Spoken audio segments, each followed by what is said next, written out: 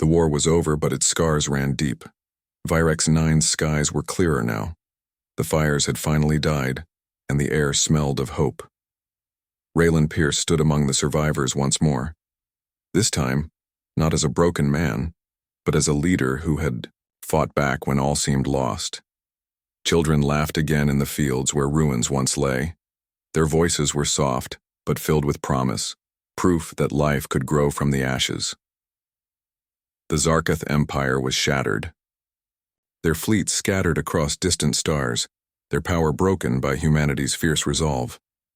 Earth sent ships to rebuild the colonies, to help the survivors, and to strengthen humanity's defenses. The war had taught a harsh lesson. Peace must be guarded by strength. Raylan looked at the new faces around him. Young soldiers, engineers, farmers. They were the future, the ones who would carry the story forward. Elira stood beside him, her eyes scanning the horizon. "We lost a lot," she said quietly, "but we gained more." Raylan nodded. They thought killing our children would end us. Instead, it awakened something inside humanity, a force no one can stop. The Prometheus had returned to Earth, its mission complete, but its presence a constant reminder. The final warning had been clear. Never again would humanity bow to fear or cruelty. A new dawn rose for mankind, one built on courage, unity, and unbreakable will. As the twin suns set over Virex 9, Raylan whispered to himself, "We survived. We fought, and we will always fight, for those we lost, and for the future we will build." The galaxy had learned a powerful truth. Humanity's fire could never be extinguished, and this was only the beginning. The sky above New Arcadia burned red. Explosions lit up the peaceful colony like firecrackers in the dark. Buildings crumbled, one after another, as terrified civilians ran through the streets, screaming for help that would never come. Mothers clutched their children. Elders tried to guide the young, but no one knew what was happening. One moment life was normal, the next, death reigned from above. Medical centers overflowed. Fire crews were overwhelmed. The emergency broadcast system failed within seconds. Nothing made sense. There were no warning signals, no demands, no enemy ships in orbit, only death. In just 13 minutes, everything was gone. New Arcadia had been one of humanity's proudest achievements. A peaceful colony known for its gardens, education centers, and families who believed war was behind them. Over 800,000 people lived there. Most of them didn't even carry weapons. They believed in the promise of peace given by the Galactic Council. But that promise meant nothing now. From orbit, satellites recorded the destruction. Then they, too, went silent. Drones were blinded, communications were jammed. In the end, only one signal made it off-world. A short, desperate message from a young girl, her voice shaking as flames roared around her. "Please, someone help us. We're dying." And then silence. The Galactic Council reacted 2 hours later, not with shock, not with grief, but with an official statement that called the event a tragic system failure. They claimed the colony's power grid malfunctioned, leading to explosive chain reactions. According to them, it was no attack, no enemy, no threat, but survivors told a different story. Few made it off-world. A handful of transport shuttles escaped during the first wave. The people aboard them were injured, terrified, and clear in their words. New Arcadia had been attacked. They spoke of invisible drones, high-energy weapons, and a coordinated strike that hit key locations at once. They begged for justice. The council did not listen. They said the survivors were confused. That trauma had affected their memories, that humans were known to be emotionally fragile in times of stress. The media fed this narrative. Most alien. Worlds moved on within days, but Earth did not forget. For weeks, the humans said nothing. No protest, no war declarations, no accusations. Their leaders made no speeches. The Terran High Command gave no interviews. To the rest of the galaxy, it looked like humanity had accepted the lie. But deep beneath the surface of Mars, in an old bunker forgotten by most, Something ancient stirred. A sealed room, dark and silent, for nearly 100 years came to life. Lights blinked, screens lit up. A single AI core hummed softly.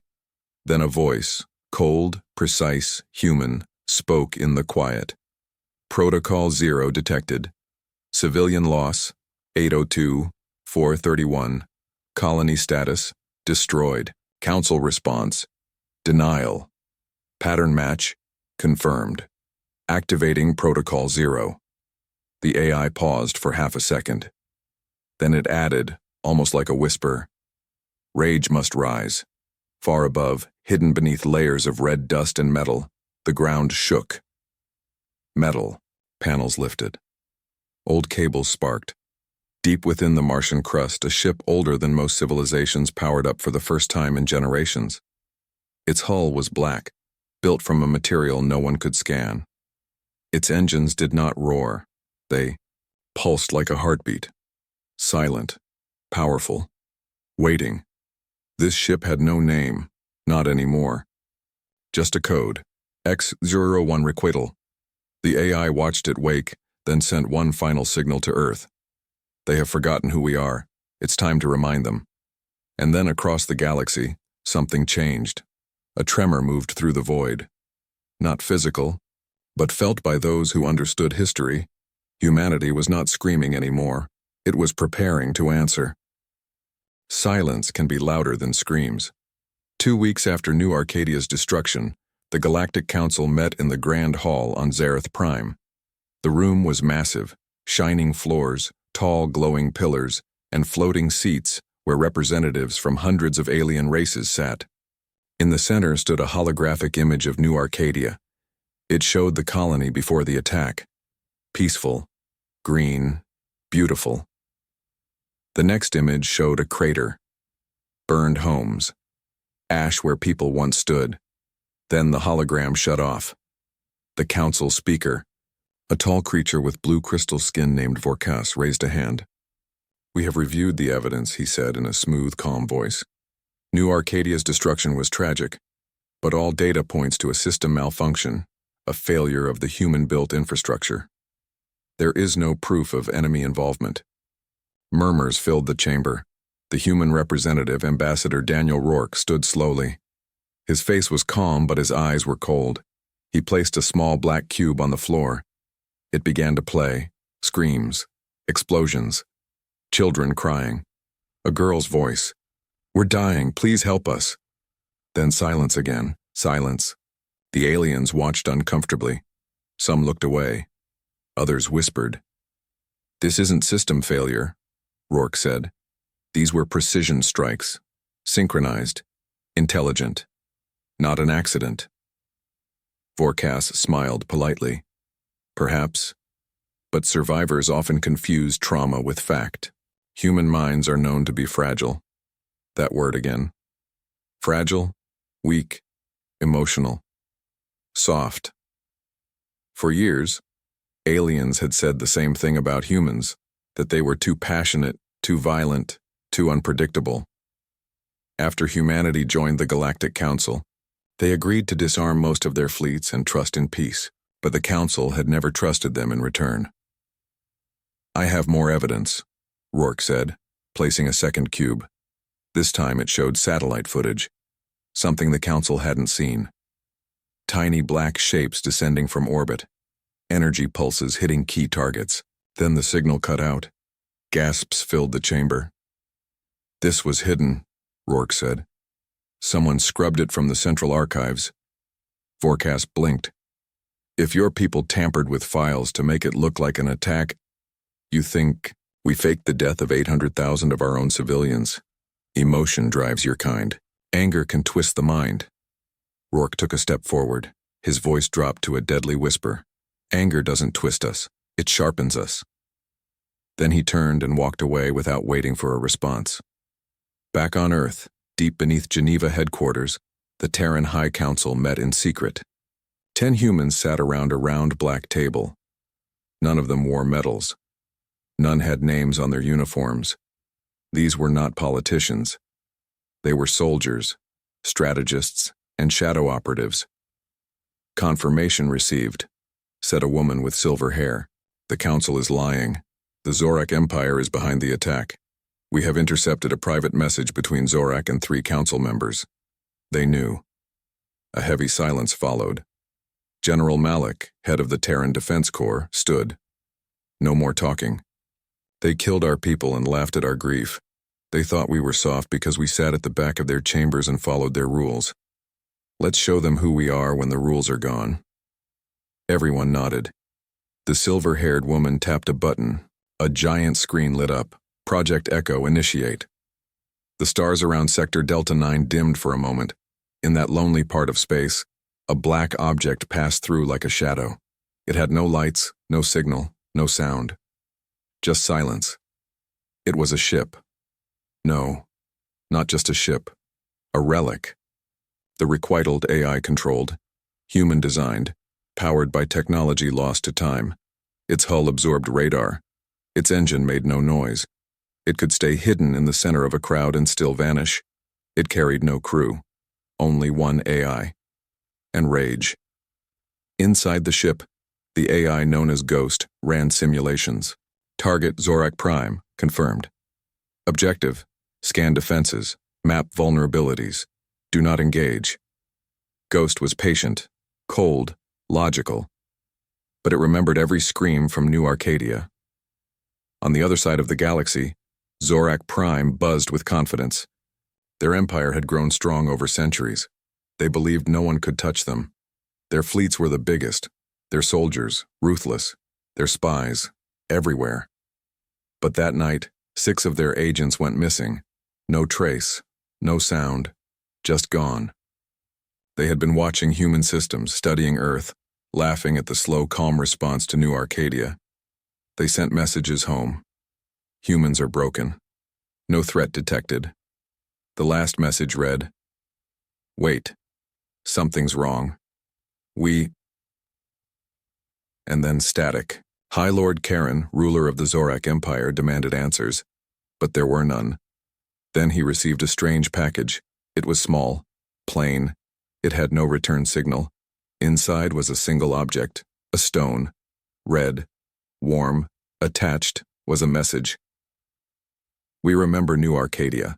Karen crushed the stone in anger, but he didn't sleep that night. Back at Earth's moon station, Project Echo expanded. Old fleets were awakened. Weapons hidden beneath ice caps powered up. Satellites long thought dead began moving again. Young human operatives were activated. Clones trained for war in secret emerged from hidden labs. AI drones were tested in asteroid fields. The galaxy thought humans were unprepared. But humans had never trusted the galaxy. They had prepared in silence. Rourke, now back on Earth, stood on a high platform watching the stars. A voice behind him spoke. Do they suspect what's coming? No, Rourke said. They think we're still grieving. Good. Then let's begin. 3 nights later, a Zorak scout ship patrolling near Terran space disappeared. Then another. Then a third. Each time no distress signal. No wreckage. Just gone. Zorak sent 10 more ships. 8 returned, shaken. Their captains told strange stories. Ghosts, shadows, ships that didn't appear on scanners, missiles that moved like they were thinking. They're testing us, Karen growled. Strike first, hit Earth now. But his advisors hesitated. One of them, a reptilian elder, spoke slowly. You don't strike a bear because it's sleeping. You back away and pray it stays asleep. Karen didn't listen. He ordered a warning strike. A light bombardment on a human trade outpost near Voria 5. But when the Zorak ships arrived, it was empty. Just one thing floated in the dark. A Terran flag. As they turned to retreat, a message played on every screen inside the ships. We heard your laughter. Now hear our silence. Then darkness. The ships never returned. In the council chamber, panic began to spread. Other species whispered, if humans really are retaliating, we said it wasn't an attack. What if they prove it was? Vorkas called a secret meeting. We must keep control, delay the investigations. blame Zorak's overreach but deny human claims. If the truth spreads, we lose power. But behind him, a young alien assistant pressed a hidden button. She had human eyes. Earth's network lit up. All Terran colonies received a signal. Phase 1 complete. Phase 2 begins in 36 hours. The message was signed with 3 words: for New Arcadia. A dark void stretched over Sector 91, once peaceful and quiet. But now, something had returned. It began with whispers.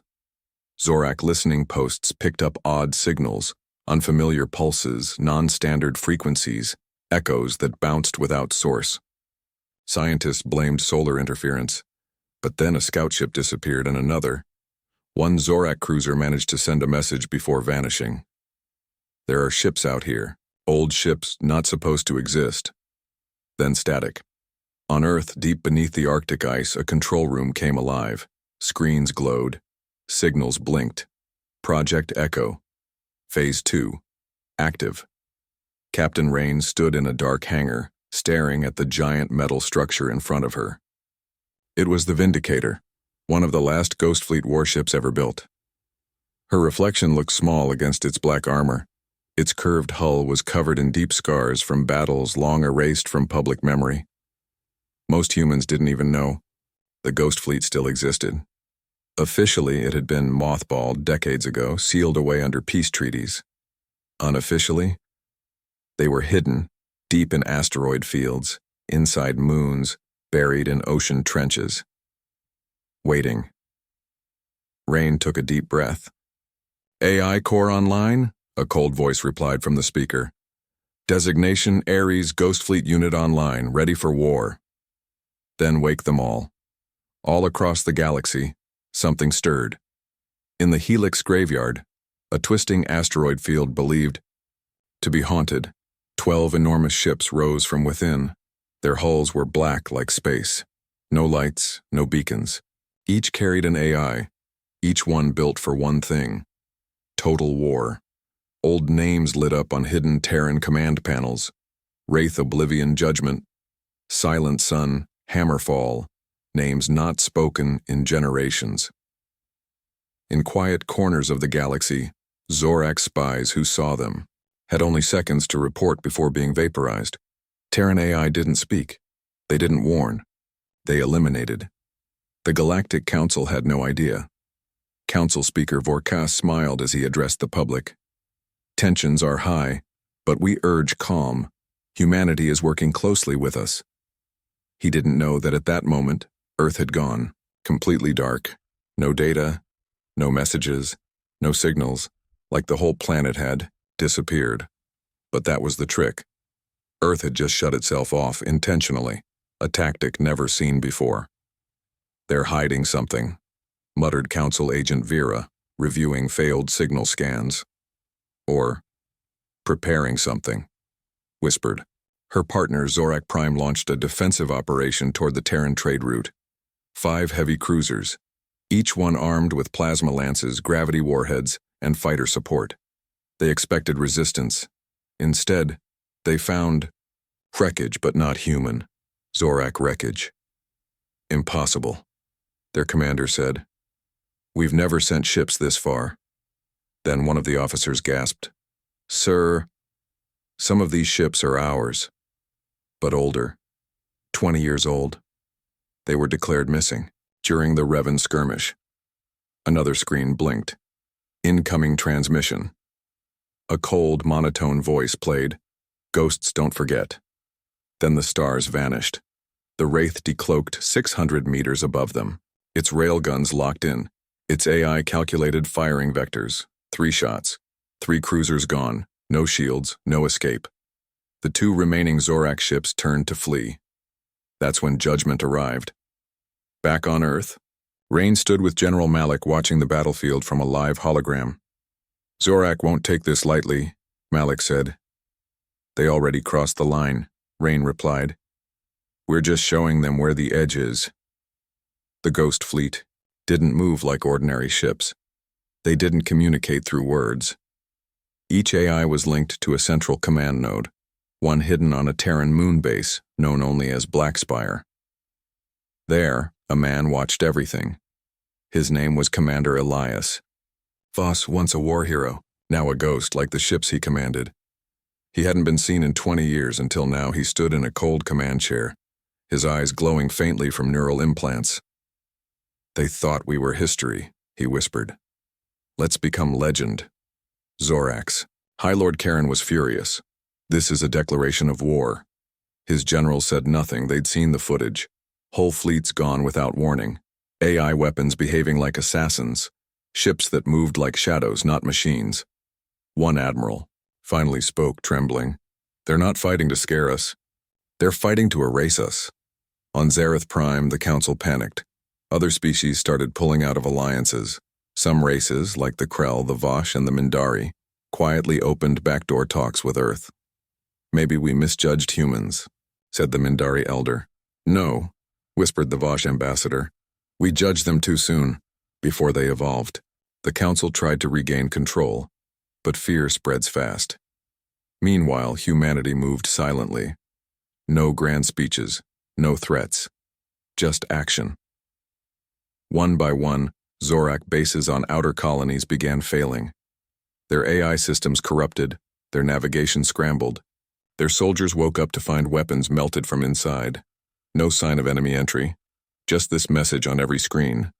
New Arcadia remembers. On the far edge of the galaxy, inside the ruins of a long-forgotten alien temple, a scientist named Dr. Vina Drax uncovered something, a memory crystal, human-made, buried under 10 meters of alien stone. She played it. A child's voice echoed.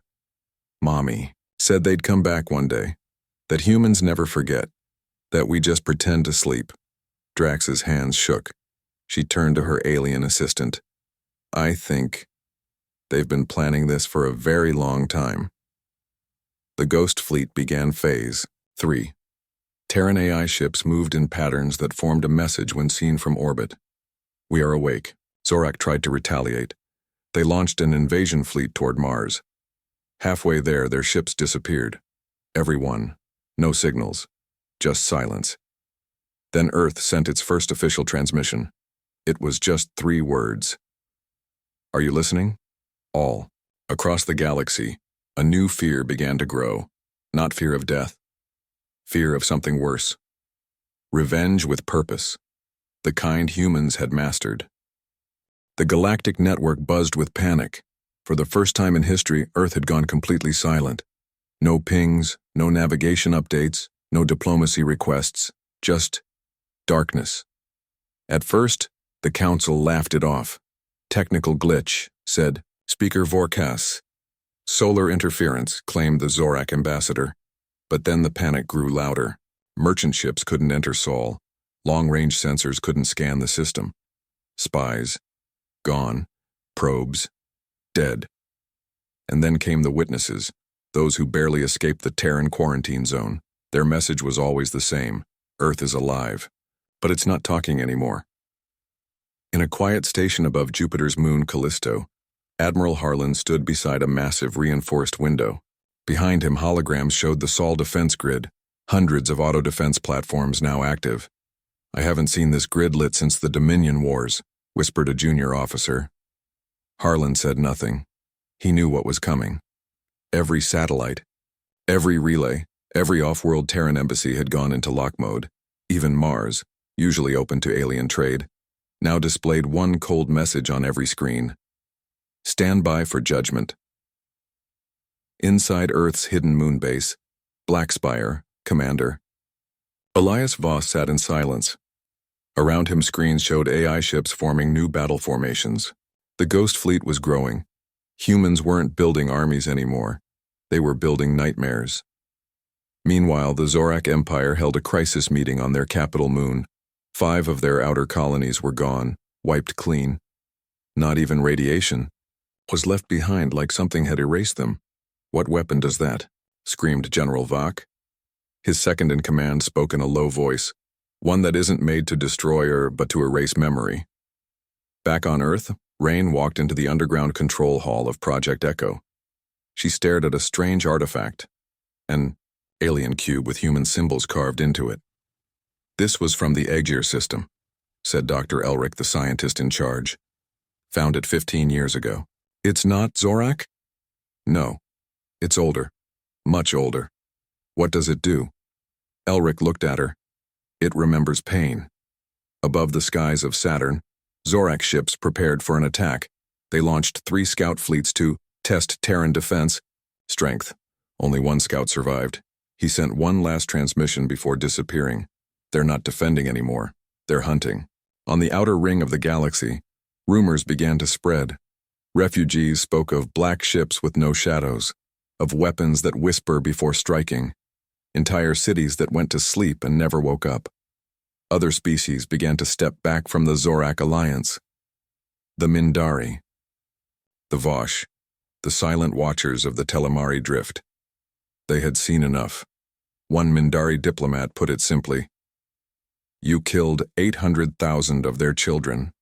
Now they will kill the idea of you." Inside a dark room deep within Earth's old Antarctic, Bunker AI Core Ares spoke to Rain. "Phase 4 ready," it said in a cold mechanical voice. "What's Phase 4? She asked. Ares paused, then replied, "Awakening the exiled."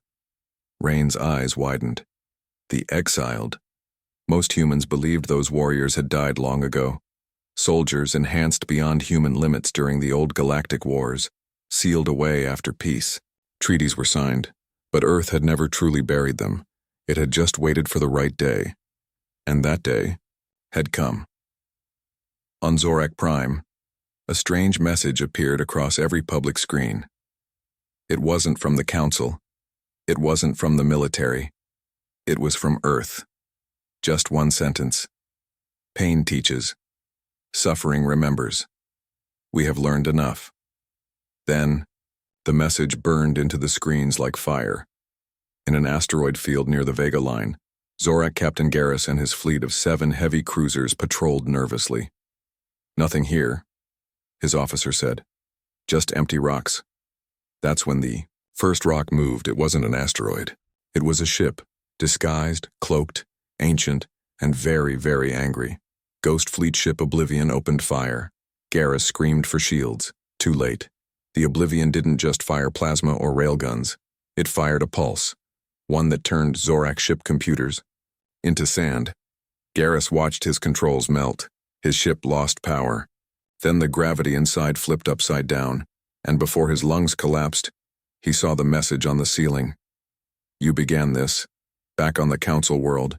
Speaker Vorkas pounded his claws on the table. "This is madness. We need Earth to respond to our peace offer." But Earth said nothing, not a word. And the silence? That was worse than any threat. Because silence from humans meant they were focused. Dr. Vina Drax, now hiding on a forgotten mining world, stared at the ancient memory crystal she had found. She decoded another message, a child's voice again. "When the stars turned away from us, we didn't cry. We just waited. And now, it's our turn." The day Earth went silent was not just about disappearing signals. It was about something much deeper. It was the moment the galaxy realized humanity was no longer part of their game. They weren't begging. They weren't warning. They weren't negotiating. They were deciding. And that terrified every empire in the stars. Rain walked to the final control chamber inside Blackspire. It held a key, a literal one. She inserted it into the final panel. The screen asked, "Do you wish to wake the last light?" She paused and whispered, "Yes." Far beneath Earth's crust, something stirred. Deep, cold, hidden for generations. A machine that had not spoken in 100 years blinked its red eye and said just one word: online. The day Earth went silent, the galaxy didn't just lose communication. It lost control. And humanity had just begun. Deep beneath Earth's surface, in the hidden caverns of Blackspire, a long-forgotten chamber shook with life. Rain stood in the center, watching as the ancient doors slowly creaked open. Beyond them lay rows upon rows of sleeping warriors, silent and still for decades, the exiled humanity's deadliest secret. These are no ordinary soldiers, Dr. Elric said quietly. They were changed, enhanced, their minds linked to machines, their bodies made stronger, faster. Rain stared at the pale faces. Why hide them here? Elric's eyes were heavy. Because we feared what they could become if released too soon. One by one, the warriors began to stir. Their eyes flickered open, cold, focused and unblinking. A silence filled the room, broken only by the faint hum of power flowing through their suits. Then one of them, a tall man with a jagged scar across his cheek, spoke in a low voice. I remember the wars. I remember the pain. Rain felt a chill. These are the soldiers who never stopped fighting, she said softly. And now they're awake. Far away, in the dark depths of space, the Zorak Empire prepared for another attack. They still believed humanity was weak. But now the hunters had become the hunted. The exiled ships, ancient, cloaked and armed with weapons that bent reality, began to move out of hiding. Back on Earth, Rain and her team coordinated with the awakened soldiers. They trained relentlessly, learning to control their machines and master new powers. No one asked why they had been forgotten. They only knew one thing. They had a mission. Meanwhile, the galaxy's other powers watched in fear. The Vosh, the Mindari. Even some factions of the Zorak began secret talks. Could the exiled be stopped? Could humanity be contained? The answer came soon enough. In the Vega system, a Zorak fleet was ambushed, not by normal ships, by exiled warships emerging from hidden asteroid fields. The battle was brief and brutal. Zorak ships vanished without a trace. Rain received the news in Blackspire. She clenched her fists. This is just the beginning, she said. But inside the exiled, something darker stirred. A voice spoke inside the mind of the scarred soldier. The pain never ends, it whispered. And, to stop it, we must burn everything down. Rain's eyes widened. She realized that not all the exiled shared her hope for peace. Some wanted revenge, and that revenge could destroy the galaxy. The stage was set. Humanity's greatest warriors were back. But the question remained. Would they save the galaxy or destroy it?